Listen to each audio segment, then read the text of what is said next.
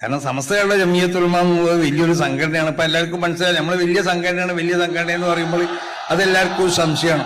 ഇപ്പൊ എല്ലാവർക്കും മനസ്സിലായില്ലേ, സംഘടനന്റെ വലിപ്പം മനസ്സിലായാലും എല്ലാവരും ഇവിടെ കൂടിയതൊക്കെ സമസ്തന്റെ മക്കളാണ്.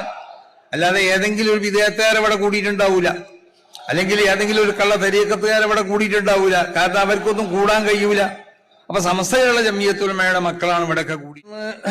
സമസ്ത കേരള ജംഇയ്യത്തുൽ ഉലമയിൽ നിന്ന് താൽക്കാലികമായി വിട്ടുനിൽക്കുകയോ അല്ലെങ്കിൽ വിട്ടു നിർത്തപ്പെടുകയോ ചെയ്തതായ വ്യക്തികളോ അല്ലെങ്കിൽ സംവിധാനങ്ങളൊക്കെ ഉണ്ടെങ്കിൽ അവരൊക്കെ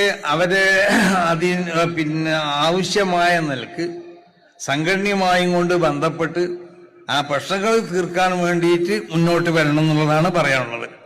അപ്പോൾ അങ്ങനെ ചില സംവിധാനങ്ങളൊക്കെ സമസ്ത കേരള ജംഇയ്യത്തുൽ ഉലമ വിട്ടു നിർത്തിയിട്ടുണ്ട്.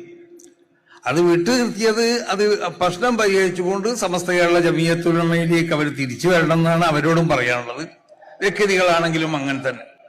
കാരണം സമസ്ത കേരള ജംഇയ്യത്തുൽ ഉലമ എന്നുള്ളത് വലിയൊരു സംഘടനയാണ്. ഇപ്പൊ എല്ലാവർക്കും മനസ്സിലായി, നമ്മൾ വലിയ സംഘടന എന്ന് പറയുമ്പോൾ അതെല്ലാവർക്കും ഒരു സംശയമാണ്. ഇപ്പൊ എല്ലാവർക്കും മനസ്സിലായില്ലേ, സംഘടനന്റെ വലിപ്പം മനസ്സിലായാലും എല്ലാവരും ഇവിടെ കൂടിയതൊക്കെ സമസ്തന്റെ മക്കളാണ്. അല്ലാതെ ഏതെങ്കിലും ഒരു വിദേഹത്തുകാർ ഇവിടെ കൂടിയിട്ടുണ്ടാവൂല, അല്ലെങ്കിൽ ഏതെങ്കിലും ഒരു കള്ള തരീക്കത്തുകാർ ഇവിടെ കൂടിയിട്ടുണ്ടാവൂല. കാരണം അവർക്കൊന്നും കൂടാൻ കഴിയൂല. അപ്പൊ സമസ്ത കേരള ജംഇയ്യത്തുൽ ഉലമയുടെ മക്കളാണ് ഇവിടെയൊക്കെ കൂടിയിട്ടുള്ളത്. അപ്പൊ അതൊരു വലിയ സംഘടനയാണ്. അതിനെ നിസ്സാരമാക്കാൻ വേണ്ടി ആരും മെനക്കെടരുത്, അതിനെ വേദനിപ്പിക്കാൻ വേണ്ടി ആരും മെനക്കെടരുത്. ഒത്തൊരുമിച്ച് പോകാൻ വേണ്ടി എല്ലാവരും ശ്രമിക്കണം എന്നാണ് ഈ അവസരത്തിൽ എല്ലാവരും ഉണർത്താനുള്ളത്.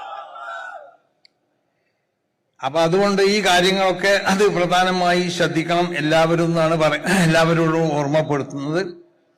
പിന്നീട് ഇവിടെ ചില പ്രത്യേകമാവുന്ന പദ്ധതികൾ സമസ്ത കേരള ജംഇയ്യത്തുൽ ഉലമ 100ാം വാർഷികത്തോട് അനുബന്ധിച്ചു കൊണ്ടിട്ട് തീരുമാനിച്ചിട്ടുണ്ട്. അതിലേറ്റവും